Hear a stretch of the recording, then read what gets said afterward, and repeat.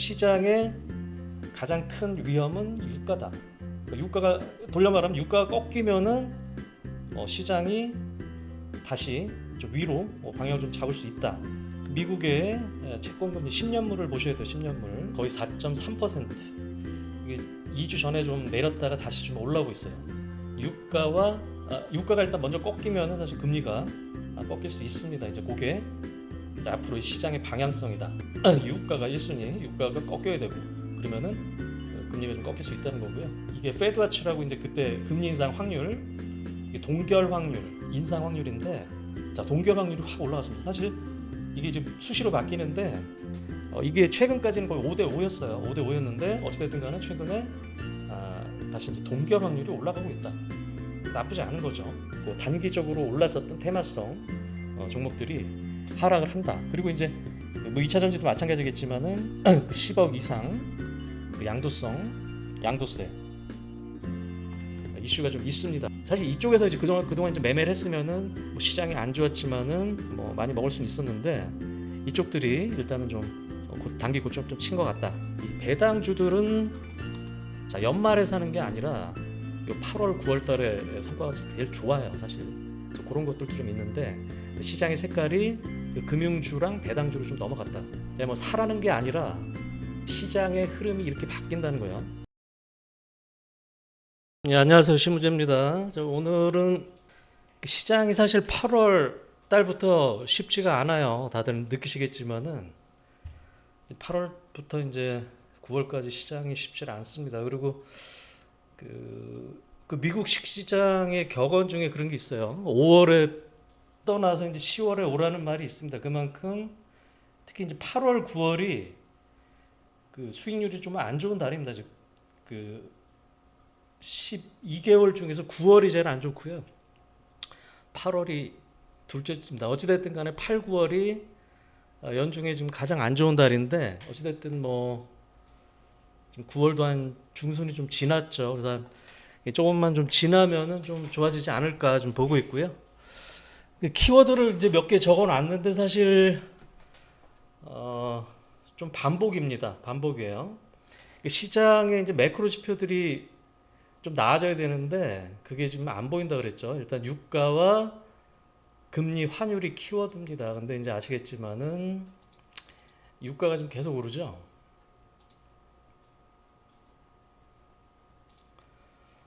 자, 유가가 이제 90불이 좀 넘었고요. 이제 사실 이제 수요 측면에서 이렇게 좋아진다기보다는 뭐 사우디랑 이제 러시아 감산 효과가 좀 큽니다. 그래서 이제 90불 초반대인데 직전 고점이 한 93불, 뭐 94불 뭐 요 정도예요.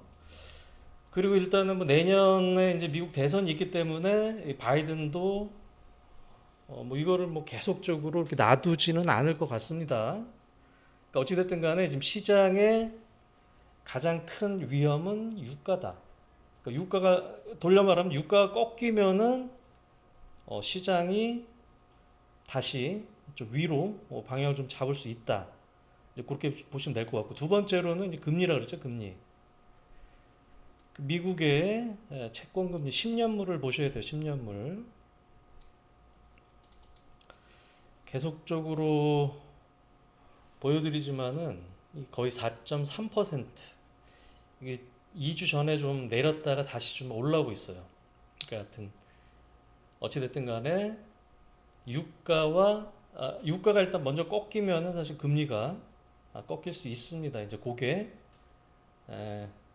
앞으로의 시장의 방향성이다. 환율은 상대적으로 뭐 그렇게 나쁘지는 않아요. 사실 그 달러 강세가 진행이 되는데 일단 원화 쪽은 그래도 이제 어느 정도 원화도 이제 강세로 되는 거죠. 그러니까 환율 측면에서는 그렇게 뭐 나쁜 건 아닌데 일단은 유가가 1순위, 유가가 꺾여야 되고 그러면은 금리가 좀 꺾일 수 있다는 거고요.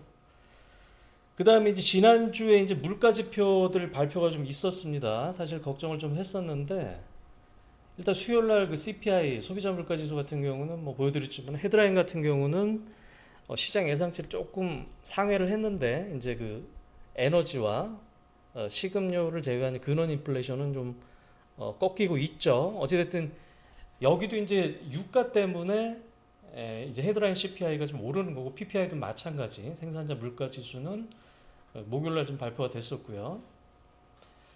그러니까 어찌됐든 간에 유가가 꺾여야지 이 인플레이션도 좀 꺾일 수 있다는 거고요. 근데 그다음에 이제 금요일날 기대 인플레이션이라 그래가지고 이제 서베이를 합니다. 앞으로 이제 인플레이션이 어떻게 될 것 같냐. 근데 나쁘지 않았어요. 자, 1년 기대 인플레이션이 전월에 3.5%, 그 다음에 예상치는 3.5%였는데 실제로는 3.1%가 나왔으니까 꺾인 거죠. 그 다음에 5년 기대 인플레이션이 전월에 3%, 예상치 3%인데 자, 2.7%로 어찌됐든 전월 대비 예상치 대비 다 꺾였다. 그래서 인플레이션 지표 쪽은 뭐 그렇게 나쁘지는 않습니다. 그 다음에 이제 이번 주에 가장 큰 이벤트가 이제 목요일 새벽, 우리 시각 목요일 새벽에 열리는 FOMC 회의죠. 뭐 물론 이제 이번 달 금리는 거의 뭐 동결 확률이 95% 이상이에요.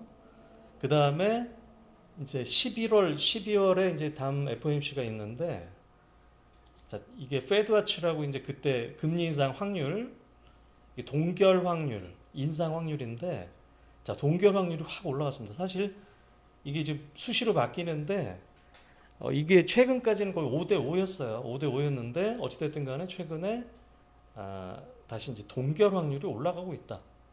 나쁘지 않은 거죠. 그리고 이제 그다음에 이제 금요일 날 미국 증시가 좀 큰 폭으로 좀 하락을 했습니다. 걱정이 좀 많으실 것 같은데, 나스닥이 이제 기술주 중심으로 하락을 해서요. 한 1.5% 정도 하락을 했고요. 이게 요 라인이 51선입니다. 미국 증시에서는 이제 51선과 이제 200일선을 좀 중요하게 보는데 51선을 좀 꺾이고 내려갔어요. 이제 가장 큰 이유가 뭐였냐면은, 자, 금요일이 미국의 선물 옵션 동시 만기일이었어요. 트리플 위칭데이라 그러죠. 새해 만약의 날. 자, 항상 이제 한국 증시도 그렇고 미국 증시도 그렇고 이 선물 옵션 동시 만기라 그러면은 변동성이 커진다. 즉 하방 변동성이 커지는 날입니다. 즉 밑으로 하락할 개연성이 큰 날이에요. 금요일 날 하필 선물 옵션 동시 만기일이었어요. 그래서 이 통계를 쭉 보시면은 이게 이 트리플, 쿼드러플 위칭되라 그러면은 이게 3개월에 한 번씩 옵니다. 자, 미국 같은 경우는 3692, 3692, 369, S&P 500 기준으로 마이너스 1% 하락을 했는데, 자, 당일날은 거의 다 하락을 해요. 이렇게 1% 이상, 1% 이상 하락을 합니다. 그래서 이 트리플 위칭 데이를 맞으면은 거의 하락을 한다. 그래서 금요일도 그렇게 하락을 했고요. 물론 이제 반도체주가 좀 많이 빠졌는데 이제 TSMC 쪽에서 이제 반도체 장비 주문을 좀 연기한다, 그런 뉴스가 좀 있었는데, 물론 회사 측에서는 코멘트를 일단 안 했습니다. 어찌됐든 뭐 그런 뉴스도 있었지만은 가장 컸던 거는 트리플 위칭 데이였다. 근데 이제 그 다음 주에는 사실 또 반등을 하는 경우가 좀 많았어요. 그러니까 금요일 날 미국 증시가 좀 급락을 했는데 가장 컸던 거는 요 선물 옵션 만기, 동시 만기일이었다는 거기 때문에 일단은 뭐 아주 큰 걱정을 하지 말라 하는 말이고요. 그 다음에 이제 목요일날, 지난주 목요일날 이제 한국의 쿼드러플, 이거는 4개죠. 네만여의 날.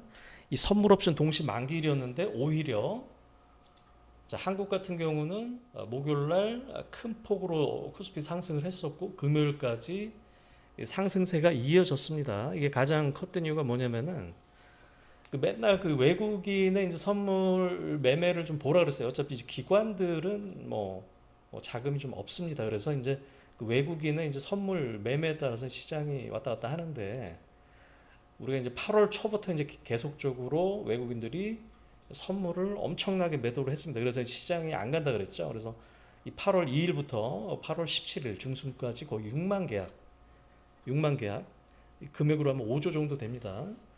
자, 이렇게 이제 거의 사상 최대의 선물을 누적으로 이렇게 누르고 있기 때문에 시장이 갈 수가 없었어요. 근데 그 이후로 일단 어쨌든 왔다 갔다 하다가, 자, 지난주 목요일 날 이 선물 옵션 만기를 맞아서 12,000계약을 순매수를 했고요. 금요일 날은 18,000계약을 순매수를 했습니다. 거의 이틀 동안 3만 개를 떨어버렸어요. 그래서 요 마이너스 6만 개가 이제 지난주 금요일 기준으로는 거의 마이너스 8,800이니까 거의 다 매도를 풀었다.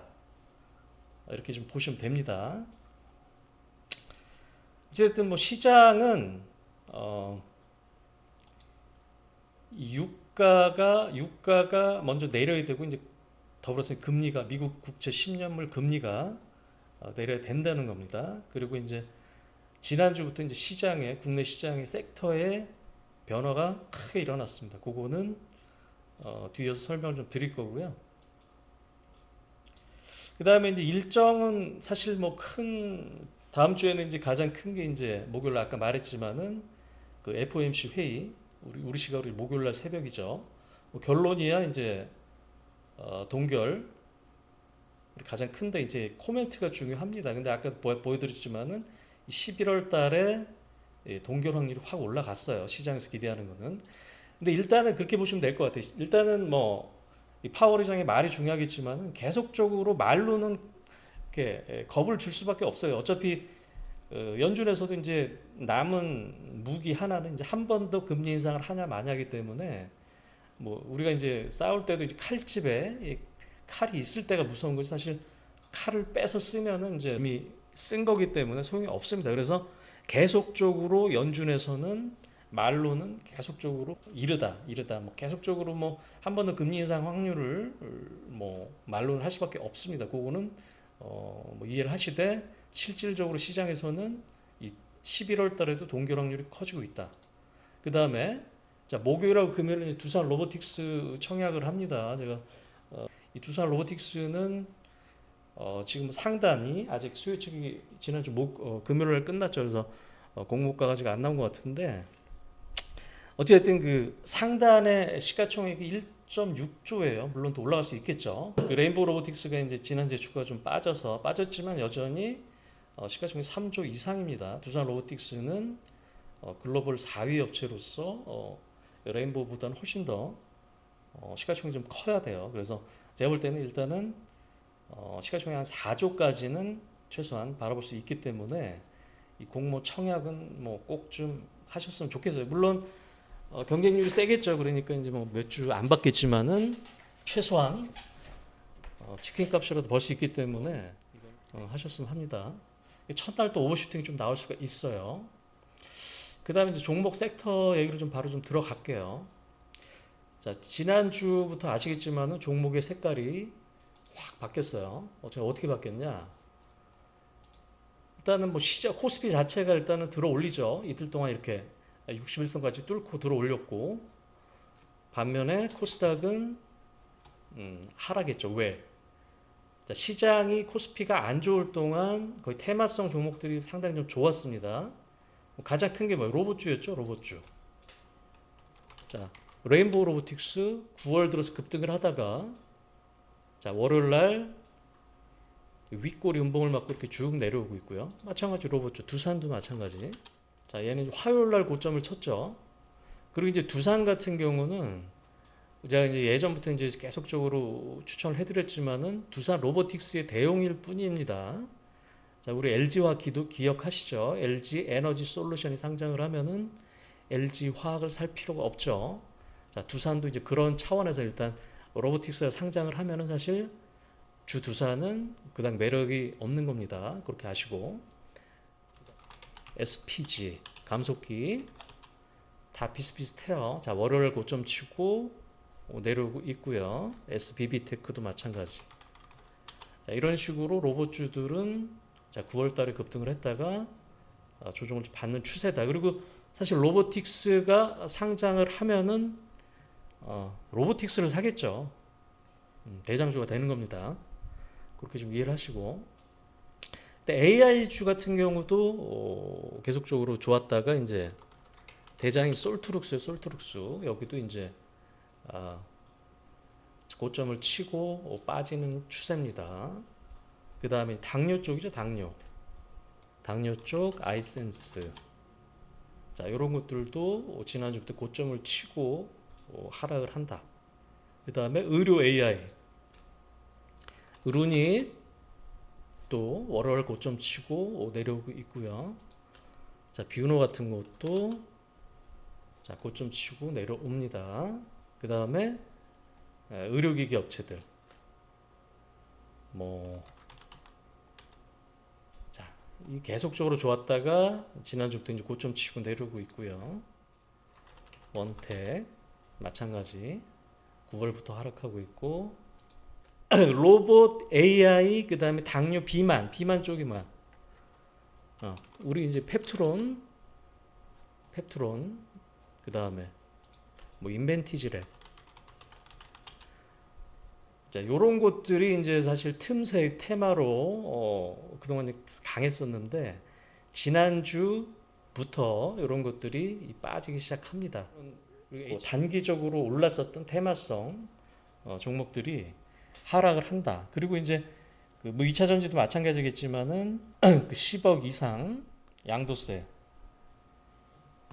이슈가 좀 있습니다. 그래서 자 요런 종목들은 이제는 조금 사실 이쪽에서 이제 그동안 이제 매매를 했으면은 뭐 시장이 안 좋았지만은 뭐 많이 먹을 수는 있었는데 이쪽들이 일단은 좀 단기 고점 좀 친 것 같다.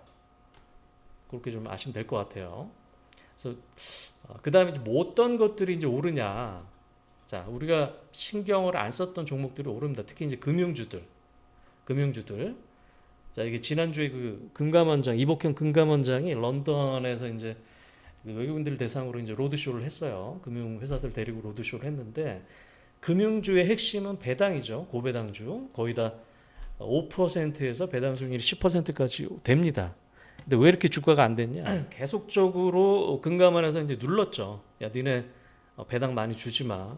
충당금 많이 쌓아야 돼. 이제 그런 식으로 눌렀었는데 그 런던에 나가서 이제 외국인들 대상으로 이제 아예를 하면서 자, 배당의 자율성을 보장을 하겠다라고 하니까 눌려있던 금융주들이 튄 겁니다. 일단 은행주 볼까요? KB금융.